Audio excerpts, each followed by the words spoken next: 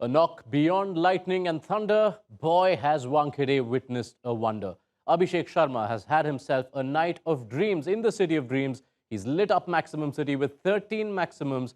Abhishek Sharma alone 135. England 97. India win by 150. A resounding win to complete a 4-1 series victory. Welcome to ESPN Cricinfo Timeout.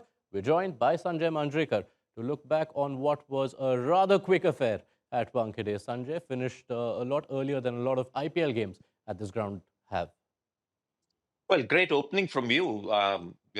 Befitting the kind of game that we saw, and what a way to finish for India as well. They've been dominant. The scoreline is suggestive of the fact. Very often, the scoreline doesn't tell you the real story. And what a way to finish. And let's not forget, when England came here, we thought it would be a much closer contest. This is a full strength England team. And India, this new India, have just sort of stormed past them. And almost in the end, what we saw at the Wankhede Stadium was decimation of England's T20 cricket. Yeah, decimation for England, dominance from India, lots of themes to explore as we put the lid down on this series, but there can be no other place to begin. Abhishek Sharma, fortunately, we've had an innings to let it sink. How do you describe what we saw, Sanjay?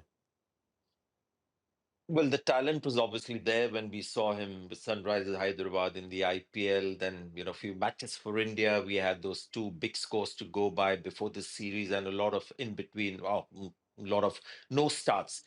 Clearly a batter who likes to take risks, but he's just got this amazing hand-eye coordination. In the end, what is cricket? It's about the bat meeting the ball, and it's a game of bat and ball, and he's damn good at hitting the ball. And it's not like you know that he's hitting a certain kind of delivery. England tried everything. They had bowlers coming round the wicket. They had bowlers bowling a bouncer. He pulled one right at the start, so that option was taken away. Then they had guys who were taking the pace off. Even that was hit for a six. There was a Yorker that was attempted, which ended up being a full toss. He hit that for a straight six. Adil Rashid will remember this attack against him because not too many batters off late have taken him on in this fashion. So clearly, tremendous talent, and especially that just the ball sense, which is the basic that you need as a cricketer. Some guys just have it better than most, and Abhishek Sharma seems to have that. And also the fact that he just kept going on and on and on, and right at the end when he picked up that single was the only time maybe just sort of toned down a little bit with just that one single that he took to get to 100.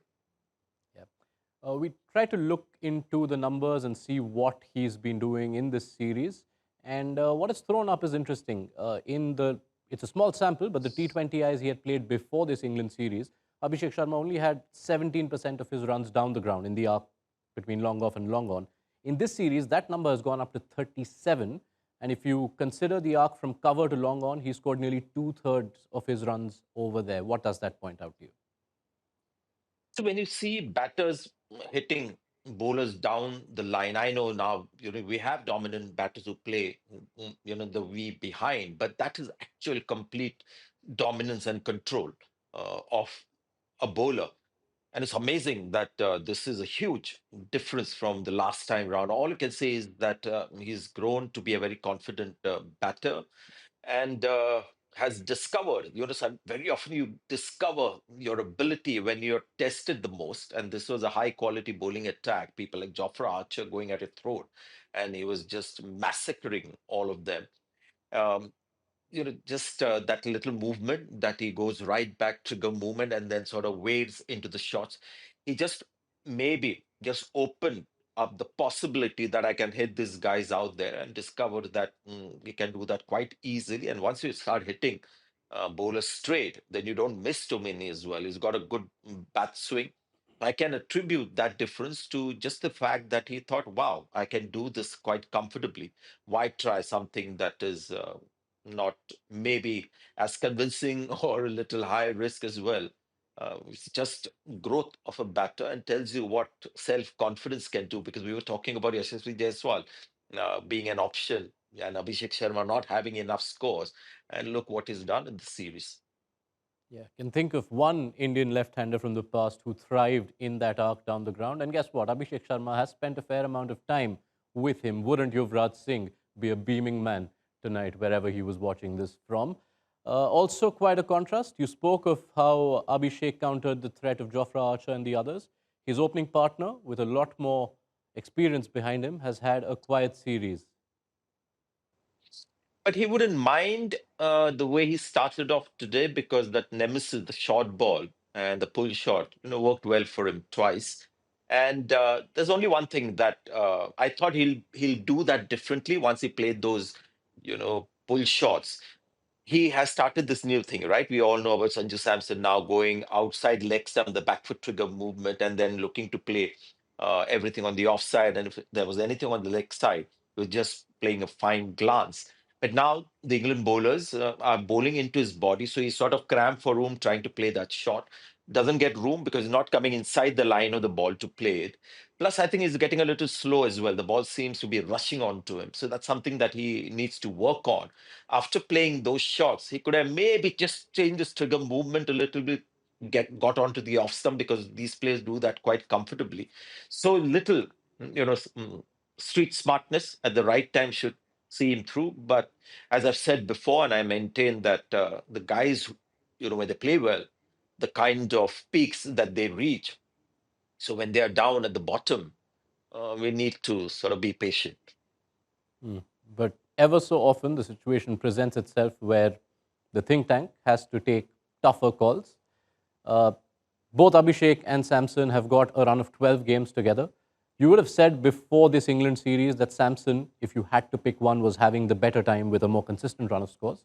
As it stands at the end of it, if India had to pick only one, if a Yashasvi Jaiswal was returning to the 11, who would it be? I wouldn't be thinking of Yashasvi as yet because Sanju Samson, what he's done, this new version of Sanju Samson, the earlier version I thought who played sporadically for India wasn't quite ready and as mature. Um, T20 cricket, if you've got somebody like him who's done what he's done in recent time, barring the series, you just sort of not think of an option for now. All right, then. Tells you quite the story that India have had a series where one opener has almost not contributed, and yet they've been so dominant. When we assess just the score line and how comprehensive India were for large parts of it, it's a reflection on India's T20 revolution and where it's taking them. They'll say committed to this path, and for that they have enough batting depth as well. I mean, today it was like it was relentless when I saw Rinku Singh come in after Shivam Dube. So India have got batting depth as well as batters committed to this style of batting, plus batters who have the ability, basically the new generation. They think more like this, so it's not like the earlier generation that had to play outside their comfort zone. But the big plus is the mark the spinners have made. Akshar Patel has been handy. Varun Chakravarti has continued his great form. Bishnoi, who was quiet in the first couple of matches, came into zone as well. So the Indian spinners continue to sort of, like in Test cricket, when India were dominating to their bowlers who kept getting India back. Let's not forget the first part of this T20 series with spinners who were getting India in a great shape to win matches. Yeah, and you mentioned those three. You could say all three have bolstered their own respective cases, which points to stiffening competition, which tends to be always a good sign for any team. Yes, and when you have somebody like Kuldeep Yadav as well, waiting in the wings. And I'll tell you something. Today, a thought crossed my mind when Abhishek Sharma was batting the way he was. Is there any bowler in the world in these conditions who could have had the better of him, or at least had a chance of, stopping this juggernaut that we saw, Kuldeep Yadav kind of bowler? You needed somebody. Adil Rashid was doing all the right things, trying, slow in the air, bowling different lines, quicker in the air. But what he doesn't have, and which Kuldeep Yadav has, is turn. And this is when I remember bowlers like Shane Warne and Kuldeep Yadav today, guys who turn the ball big, are the only ones who have some hope or chance against a batter who's on this kind of a rampage. And when we look at the bowling, this This last game would have been mighty pleasing to Mohammed Shami and everyone involved with his fitness. The last time he was at Wankhede, he was taking a 7 for in a World Cup semi-final, back among the wickets, looking the part. Yes, and yeah, slowly and steadily, and compliments to the team management, the selectors as well, for slowly easing him in. We were all wondering why he didn't play the first couple of matches, but yeah, he looked good. And the biggest comfort that I got, Yash, was when I saw him sprinting one single when he was out there batting, and that was very nice to see. And that was for me the final certificate of his full fitness. And then while we're talking about the bowling in the last game, Shivam Dube ensuring that that like-for-like replacement from the previous game seems a little more justified. Yeah, I almost tweeted about it. And I got some clarity actually on that from reliable sources, from you know ICC sources, is that Hmm. when it's a concussion like for like scenario, if you have somebody like a Shivam Dube, what will he be doing in the second half of the innings? And he would be then considered as a bowler, and that's why India got that as a bowling option. So, which part of his skill was to be used when he was unable to take the field is the kind of logic that prevails.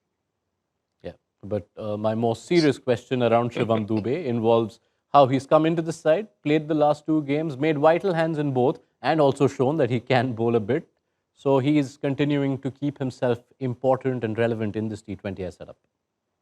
And got the wicket of Phil Salt, which was good, just made India's job easier. And somebody who bowls at that speed when batters are just going after everyone just helps matters. So yes, as long as he can stay fit, bowling. I just wish India use him more as a bowler, and maybe if Hardik is having a little bit of a tough time, he could be used, especially outside the 6 overs. But the most encouraging sign for me was the cracking pull shot that he played against Jofra Archer of a short ball. And I think that is again growth, and just how he's just plugging up all the holes in his batting. We talked about the back foot big shots in the last game. So the pull as well played with conviction, played pretty well. Yeah, we've seen contributions pretty much across the board. You've already touched upon the bowlers. If you consider this series, Tilak Varma defined one game almost single handedly. But one player failed to make a mark, at least with his primary role. The captain, Suryakumar Yadav, has had his quietest series ever. And it's a run of 11 games with 160 runs. What's happening with Suryakumar Yadav? Yeah, second time he's got out playing that flick shot where he's just playing it a bit too early and getting the leading edge. So clearly, one of those things where things are not quite getting aligned properly has a lot to do with your state of mind. Um, yeah, I mean, how can I answer that question? What is wrong? Well, the runs aren't coming, and yeah, it starts playing on your mind. It's a good thing, your captain, when this kind of a rut comes in your batting, because then people judge you by your captaincy results, and that's going well for him. But coming back into T20 form, is never easy because when he came in, he had to just keep that whole momentum going. So always tough. All he needs is a good pitch and maybe a quick 40-50, and he should be on his way. Hmm. Perhaps it's just a tough time to be making runs if you're an Indian captain. Across formats, the last few months haven't been kind Yeah, for India's true. batting captains. Let's focus on England because this is a series which will leave them with a lot to ponder, especially considering they have to play a World Cup in this part of the world in just about a year. Yes, and what was disappointing about England? I think the batting a bit glaring. The ability against spin. If India was an all pace attack, I think they would have managed better. So against quality spin, the new gen, new approach in T20 cricket not quite working in helpful conditions. It might again, fall away. And they've got speedsters, which is a good thing. But if you look at through the series, you see the faster their bowlers bowl, more runs um, were scored against them. So they've got to look at a nice balance where Overton and Bryden Cars actually looked like they could keep better control on that on any batting.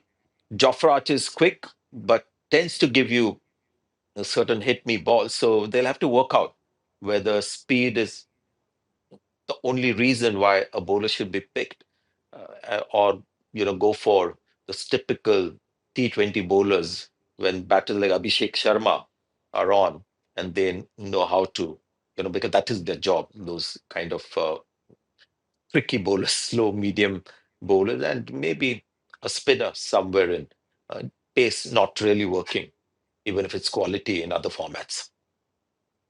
This was Brendan McCullum's first assignment since unifying his coaching roles with the white ball and the red ball teams. A far tougher beginning for him as compared to the kind of start he had in red ball cricket. So lots to think for England.